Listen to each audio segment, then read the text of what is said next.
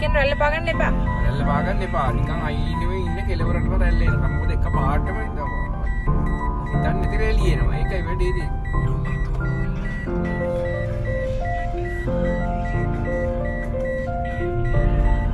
චුට්ටක් පෑගෝ. අපි අන්තම් පාගොත් අක්කල ෂේප් වෙන්න. කලුතර යනවා කිව්වම අපේ තාත්තා හිතන්නේ ඉතින් බීච් යනවා කියලා. ඔයගලන්ගේ ගෙවල් වලිනුත් මෙහෙමද? මගේ බෞද්ධ යාළුවෝ ටික කතෝලික මාව බෝධි එක්කගෙන ගියා. ඒ ලස්සන කතාව තමයි මේ. අපි ඉතින් මල් අරගෙන ඇතුළට යමු ළමයි. හරි සනීපයි යන්නේ කකුල් වලට නම්. මං කැමතියි බෝධි ඇතුළට යන්න. අපි කට්ටියම ගිහිල්ලා හරි නිදහසේ හිටියා. ඉතින් මට ගොඩක් කතෝලික යාළුවෝ ඉන්නවා. මං ආසයි මට බෞද්ධ යාළුවෝ, මුස්ලිම් යාළුවෝ, වෙන සංස්කෘතිවල යාළුවෝ ඉන්නකොට. ඒක හරිම ෂෝක්.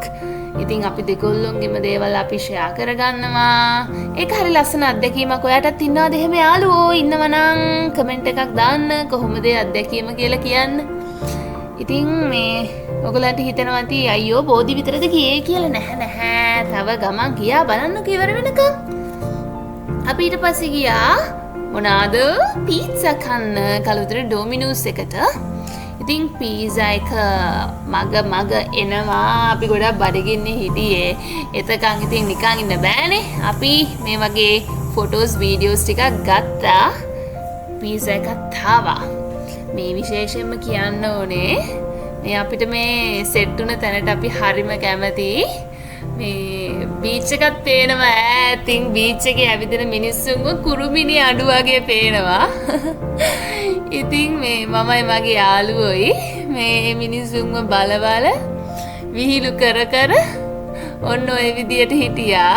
ඔයාගේ යාළුවෝ සෙට් වුණාමත් එහෙමද කියන්න බලන්න. ඊට පස්සේ ඉතින් පිට්සා කාලා ආයෙත් ඉතින් අපේ සුපුරුදු රාජකාරිය මොකද්ද ෆොටෝස් ගන්න තමයි ගියේ. අපිට ෆොටෝග්‍රැෆර් කෙනෙක් නැහනේ. වතුර පුරවපු බෝතලයක් තියලා ඒක ඉස්සරහින් ෆෝන් එක තියලා ටයිමින් ඔන් කරලා තමයි අපි මේ විදියට ෆොටෝ එකක් ගත්තේ. මෙතන ඉන්නේ 4 දෙනයිනේ.